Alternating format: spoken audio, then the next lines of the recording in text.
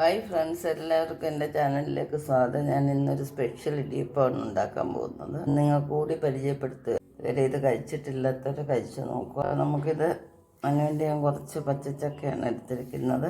പിന്നെ തേങ്ങ, വറുത്തരിപ്പൊടി, ഇതിന് നമ്മൾ ചക്കയൊന്ന് പേസ്റ്റ് പോലെ അരച്ചെടുക്കുക. നമ്മൾ പേസ്റ്റായിട്ട് അരച്ചെടുത്തിട്ടുണ്ട്, കണ്ടില്ലേ? ഒട്ടും തരിയില്ലാതെ വേണം അരച്ചെടുക്കാൻ. ഉപ്പ് എടുത്തിട്ടുണ്ട്, പഞ്ചസാര എടുത്തിട്ടുണ്ട്. ഇതിലേക്ക് നമ്മൾ ഈ അരച്ചത് ഒഴിച്ച് കൊടുക്കുക. വെള്ളം ചേർക്കുമ്പോൾ എപ്പോഴും ഇടിയപ്പത്തിന് വെള്ളം എടുക്കുന്ന പോലെ തന്നെ വെള്ളം എടുക്കുക. ഇവിടെ 1/2 ലിറ്റർ വെള്ളം എടുത്തിട്ടുണ്ട്. 1 കപ്പ് പൊടി എടുത്തിട്ട് ഓരോ പൊടിയുടെ അനുസരിച്ചുള്ള വ്യത്യാസം ഉണ്ടാവും. ഇത് നല്ലപോലെ ഒന്ന് കലക്കിയെടുക്കുക.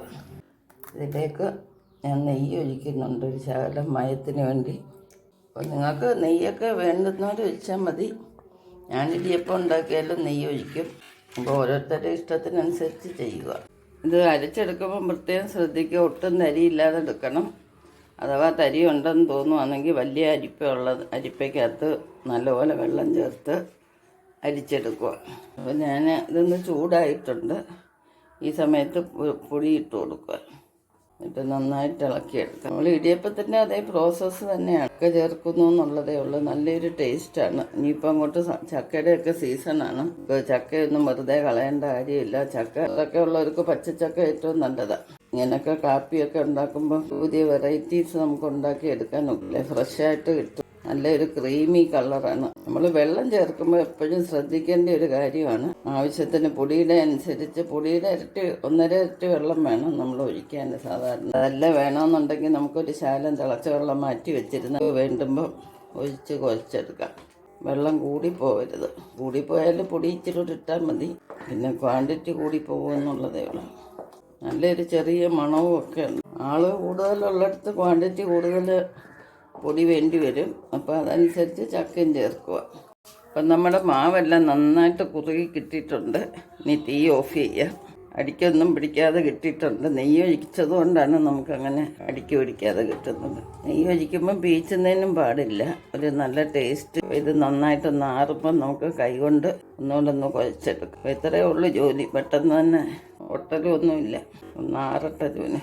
നമ്മുടെ മാവെല്ലാം നന്നായിട്ട് തടുത്തിട്ടുണ്ട്. നമ്മൾ കൈ കൊണ്ടൊന്ന് കുഴച്ചെടുക്കുകയാണ്. നല്ല മയത്തിൽ നണ്ടുണ്ട്, മയമായിട്ട് കിട്ടിയിട്ടുണ്ട്. ഇനി ഇത് നമ്മൾ റെഡിയാക്കാം. അപ്പോൾ നമ്മൾ തേങ്ങ ഇടുകയാണ്. തേങ്ങ എത്ര ചേർത്താലും നല്ല ടേസ്റ്റാണ്. ഇനി നമ്മൾ മാവ് നരിയിലാക്കിയിട്ടുണ്ട്. പീച്ചുന്നതിനൊന്നും ഒരു പാടുമില്ല. നമുക്ക് നല്ല സോഫ്റ്റായിട്ട് പീച്ചി കിട്ടുന്നുണ്ട്, കണ്ടില്ലേ? അപ്പോൾ നമ്മൾ ഈ വെറൈറ്റികളൊക്കെ എപ്പോഴും ഉണ്ടാക്കിക്കൊണ്ടേ ഇരിക്കുക. ടേസ്റ്റ് വ്യത്യാസം ഉണ്ടാവും. കുട്ടികൾക്കൊക്കെ ചില കുട്ടികൾ ചക്ക തിന്നാൻ മടിക്കുന്നവരുണ്ട്. അപ്പോൾ അവർക്കൊക്കെ നമുക്ക് അതിൻ്റെ ഗുണം ഉള്ളിൽ കൊടുക്കാൻ നോക്കും. വെറൈറ്റി പലഹാരങ്ങൾ കൊടുക്കാൻ നോക്കും. ഇപ്പം കണ്ടില്ലേ, നല്ലൊരു ക്രീമി കളറാണ്. കാണുമ്പോൾ നല്ല ഭംഗിയുണ്ട്. പീച്ചുന്നതിനൊന്നും ഒരു പാടുമില്ല, കണ്ടില്ലേ? നമ്മൾ സാധാ ഇടിയപ്പം ഉണ്ടാക്കുന്ന അതേ ജോലിയൊക്കെ തന്നെ ഉള്ളൂ. ആൾ കുറവുള്ളിടത്തൊക്കെ നമുക്ക് എളുപ്പം ആക്കാൻ പറ്റും. അപ്പോൾ ഇതൊരു പുതിയ പലഹാരമാണ്. ആരും ചെയ്തിട്ടില്ലെങ്കിൽ നമ്മൾ ചെയ്തെടുക്കുക. നമുക്ക് ഇതൊരു 2 മിനിറ്റ് വെന്താൽ മതി. അപ്പം നമ്മുടെ ഇടിയപ്പം എല്ലാം റെഡി ആയിട്ടുണ്ട് ഫ്രണ്ട്സ്. അപ്പോൾ ഈ വീഡിയോ എല്ലാവർക്കും ഇഷ്ടപ്പെട്ടെന്ന് വിചാരിക്കുന്നു. ഇതുവരെയും ഇത് ചെയ്തിട്ടില്ലാത്തവരൊന്ന് ചെയ്ത് നോക്കാം. നമുക്കിത് പാത്രത്തിലോട്ട് മാറ്റാം. ഇത് നോൺ വെജിൻ്റെയും വെജിൻ്റെയും കൂടെ കഴിക്കാവുന്ന ഒരു ഇടിയപ്പമാണ്. അപ്പോൾ നെക്സ്റ്റ് ഒരു വെറൈറ്റി ആയിട്ട് അടുത്ത വീഡിയോ കാണാം. ശുഭദിനം ആശംസിച്ചുകൊണ്ട് ബൈ ബൈ.